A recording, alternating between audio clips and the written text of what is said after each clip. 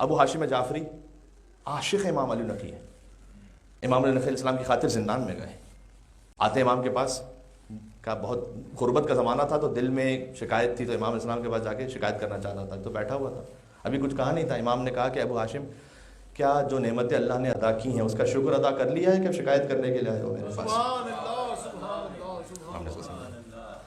ہو سکتا ہے ابو ہاشم کے دل میں خیال آیا ہو کہ کون سی نعمت کی امام بات کر رہے ہیں، میں تو بڑی غربت میں ہوں۔ امام نے کہا سب سے پہلے نعمت عافیت کی ہے، عافیت نہ ہو آپ یہاں فرش پہ بیٹھ نہیں سکتے، میں یہاں گفتگو کر نہیں سکتا۔ ایک صلوات کا حق بنتا ہے امام علیہ نقی علیہ السلام، اللہم صلی علی محمد۔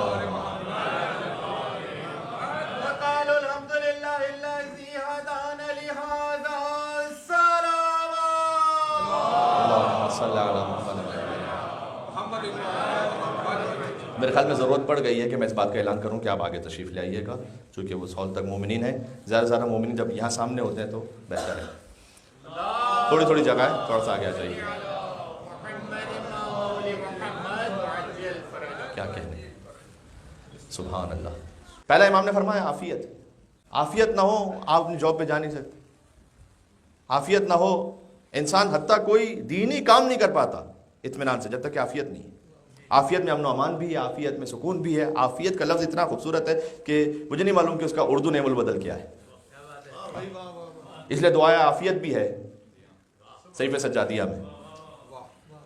بیان ہمارے ائمہ علیہ السلام نے سب کیا ہوا ہے، ہم پڑھتے نہیں ہیں یا سنتے نہیں ہیں۔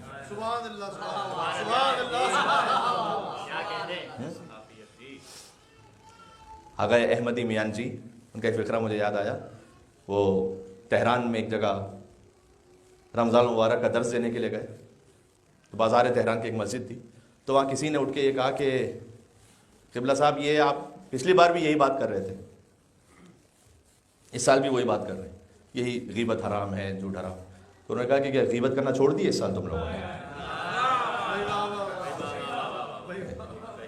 تو پھر کچھ اور بات۔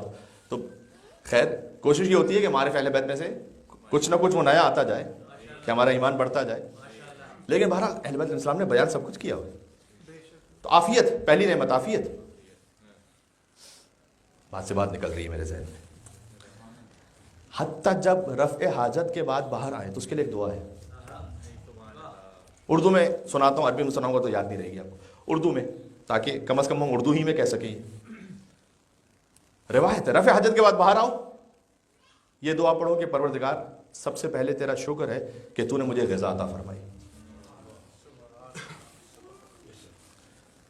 پروردگار تیرا شکر اس بات پر کہ جو تو نے مجھے غذا عطا فرمائی اس میں سے جو مفید تھا وہ میرے بدن میں جذب ہو گیا، اور تیرا شکر اس بات پر کہ جو اس میں سے مضر تھا وہ میرے بدن سے دفع ہو گیا۔ سویٹ اینڈ سمپل، یہ عافیت ہے۔ اللہ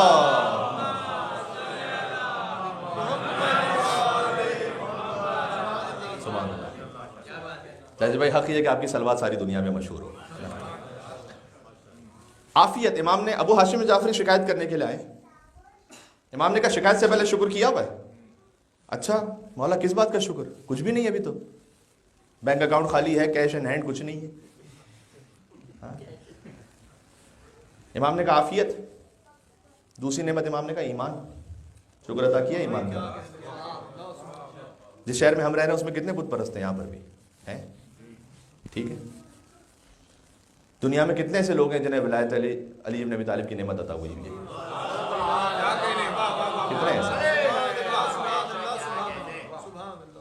دنیا میں کتنے ایسے لوگ ہیں جنہیں رجب المرجب کی حقیقت پتہ ہے کہ کس مولود کی آمد ہے رجب المرجب؟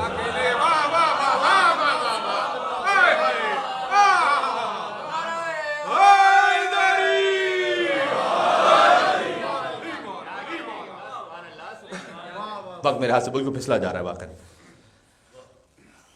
امام نے کہا پہلی نعمت عافیت، دوسرا ایمان، تیسرا قناعت۔ قناعت کی نعمت کا شکر کیا ہے امام نے کہا قناعت، جو اللہ سبحانہ و تعالیٰ نے تمہاری پوری کوشش کے بعد عطا کر دیا ہے اس پر اللہ کی رضا پہ راضی رہنا، یہ ہے قناعت۔ اس کا شکر ادا کیا تم نے؟ ہاں سن لیجئے گا۔ اچھا یہ نہیں ہوتا کہ فقط زبانی کلامی یا فلسفہ سنا دیں گے تو کسی کا پیٹ بھر جائے گا. امام نے پہلے اسے رزق معرفت دیا، پھر 100 درہم بھی عطا فرمایا. یہ نہیں کہ اس کی مدد نہیں کی امام نے، مدد کی امام نے، لیکن اس کی معرفت کو اور بڑھایا. یہ اخلاقی تربیت جو امام علیہ السلام نے کی.